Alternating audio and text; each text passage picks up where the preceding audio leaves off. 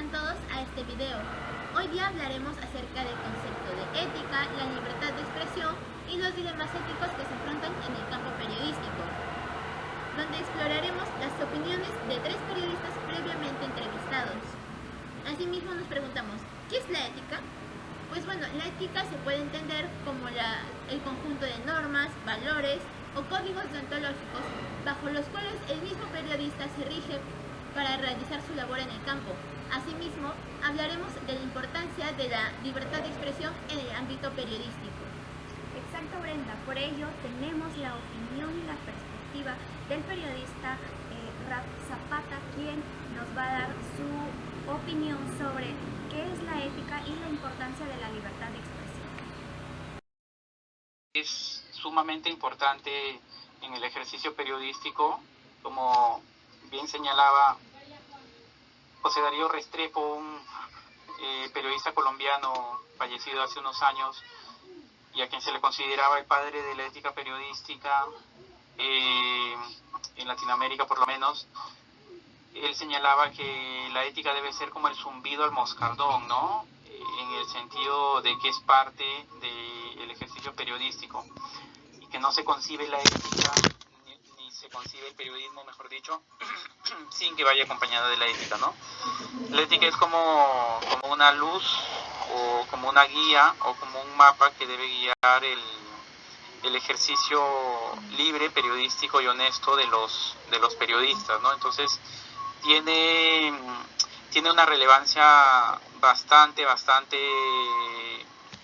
importante, ¿no? Es muy relevante en el ejercicio periodístico, pero a la vez hay que decirlo también que es una de los requisitos que a veces se le olvida a muchos periodistas, porque hay una línea bastante delgada entre, a veces hay situaciones y contextos donde se crea una suerte de conflicto de intereses o una suerte de situaciones donde la línea entre ser ético o no es muy delgada y lamentablemente algunos periodistas a veces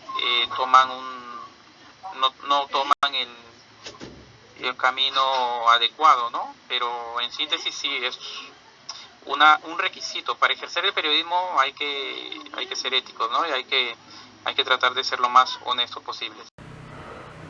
Ahora continuamos, Brenda, con lo que vendría a ser la experiencia informativa y su tema, los dilemas éticos y los retos profesionales que tiene que pasar un periodista. Te informo de cierta forma que se identifican 3 principales dilemas que vendrían a ser el reducido campo que existe dentro del periodismo, también el predominio de lo político con lo económico dentro de la manipulación, de cierta forma, a los medios de comunicación, y también tenemos la falta de ética por parte de los periodistas. ¿Le puedes comentar algo sobre eso? Claro, por ello se habla también de la cultura del profesionalismo, la cual consiste en sustentar los servicios profesionales en la acumulación de investigación de los hechos noticiosos, dado que se sabe que, pues bueno, un periodista que no tiene una correcta ética es muy mal visto ahora en la sociedad. Por ello muchas veces ahora somos conocidos como prensa mermelera o la prensa amarillista o prensa chicha. También tenemos, por ejemplo, en el campo laboral, ¿no? Hoy mucho se habla de que si eres comunicador o eliges tu profesión de periodista, mayormente sales a cambiar datos, como se menciona, ¿no? Y es muy reducido este campo, lo mencionan algunos periodistas, pero la información del periodista menciona de que esto es todo lo contrario, porque ya que hoy en día un periodista puede tener su canal propio y para ello es muy económico adquirirlo, y de esta forma de informar, ¿no? Y también mencionamos un poco sobre la inteligencia artificial, lo digital, lo que esto nos ayuda como periodistas. Claro, porque como tú mencionas, Ralph Zapata nos mencionó de que sí, hoy en día es muy barato tener un medio de comunicación porque se habla hoy en día del periodismo digital. Es decir, si bien existe un tráfico de información, un tráfico de de información, un tráfico de noticias, una sobrecarga podría decirse. Siempre hay periodistas dispuestos a dar con los hechos y no sobrecargar, no saturar las redes, ¿no? Asimismo también se habla de la inteligencia artificial. Ralph nos menciona acerca de eso. Nos habla diciendo de que quizás hoy en día hasta un robot, quizás un robot puede estar detrás de una pantalla para dar quizás él también sus propios hechos noticiosos. Claro, Ralph nos mencionó todo esto, pero también tenemos la opinión contraria por parte de Diana Sandoval, que a continuación estaremos mostrando. Sí, con la transformación del periodismo, repito, antes vivíamos pues en la época de los más media, ¿no? Seguramente ustedes les han explicado. La radio, la televisión y los diarios impresos eran como el status quo en aquella época, ¿no? Y solo era eso. Cuando llegó el periodismo digital, hubo una suerte de democratización del periodismo y del negocio periodístico. Porque antes, si querías tener un periódico, pues tenías que tener una rotativa, tenías que tener una cantidad de empleados en una fábrica, redactores, publicistas, parte comercial, administrativos, etcétera, etcétera. Era muy, muy difícil, ¿no? Era, más que difícil, era como muy elitista y la gente que tenía plata podía tener un periódico, ¿no? Y eso ocurría en todo el mundo, porque era caro. La tinta, el papel, las máquinas, etcétera. Ahora, ¿cuánto cuesta tener un medio de comunicación? Yo tengo un medio de comunicación y es muy barato. Por eso hablamos de la democratización del periodismo y del negocio periodístico, ¿no? El problema, claro, es muy, muy barato porque hacerte una página web es muy barato y abrir redes sociales es gratuito. El problema es que más bien lo que parece haber sido la democratización del periodismo también se ha terminado por convertir en una de sus talones de Aquiles, en el sentido que cualquier persona, ¿cierto? Incluso personas anónimas, y si quieren ir más allá, bots, inteligencia artificial, ¿no? Robots pueden tener un medio de comunicación y la gente lo sigue. Solamente hagan el ejercicio de ingresar. Ustedes son de Chiclayo, creo, ¿no? Hagan el ejercicio de ingresar cuántas páginas existen en Chiclayo de noticias y cuántos seguidores tienen. Hay 50.000, 10.000, 100.000, 200.000. Y la gente nunca se preocupa de saber quiénes son, quién es el director. Si el director es un periodista, por último, la gente no se preocupa siquiera por saber si esa página que está lanzando noticias es gestionada por un humano, o de repente por un bot o por un robot. Entonces, por eso digo, cualquier persona, incluso bot o robot, ahora puede tener una página de noticias y la gente ni enterada. Porque antes tú comprabas el periódico El Comercio y en el postón, ¿no? O en la primera página, en la segunda página, después de la portada, salía director periodístico tal persona, redacción, teléfono tal, dirección, depósito legal, etcétera. Y los medios digitales ahora serios también tienen su equipo. Uno puede saber quién lo dirige, quién es esta persona, quién es el equipo, dónde se producen las noticias, cuál es su sede, cuál es su RUC, etcétera. Lo mismo con mi medio, pero la población, los lectores, la audiencia se pregunta por lo mismo en esas páginas, que repito, son páginas que tienen 50.000, 100.000 seguidores. Y la gente replica, republica, comparte todo eso en redes sociales, cuando no sabe si eso es un fake news, ¿no? Si es una versión falsa, si es una noticia que no tiene sentido. No sabe la gente quiénes gestionan esos medios de comunicación y sin embargo, como sonámbulos, como zombies, como bocina de resonancia, rebotan todo aquello. Entonces eso por un lado de que es un riesgo todo lo que nos es muy, se habla de la infodemia actualmente, ¿no? Que es el exceso de información como enfermedad. Hay tanta información y tantas falsas versiones que la gente ya no sabe qué es verdadero y qué es falso. Entonces, en un contexto así es muy fácil, mejor dicho, expandir rumores, noticias falsas, echar barro a quien se le dé la gana, etcétera, etcétera. Entonces, reducido campo laboral, yo no lo veo como reducido campo laboral, porque ya les digo, cualquier persona, cualquier robot puede tener su medio de comunicación lo más curioso de todo esto, imagínense, es que para volver al ejemplo anterior de todas esas páginas sin nombre, sin rostro, que no sabemos de quién las gestiona, tienen publicidad. Y tienen publicidad de la municipalidad, publicidad de la bodega, publicidad del supermercado, publicidad del emprendedor. ¿Cómo la consiguieron? No lo sé, pero tienen ingresos económicos. Entonces, cualquier persona, robot o bot, puede tener un negocio y rentabilizar y conseguir dinero a través de eso. Entonces, ya luego si hablamos de calidad y de buen periodismo, es otra cosa totalmente diferente, pero en principio, en términos generales, es lo que les menciono.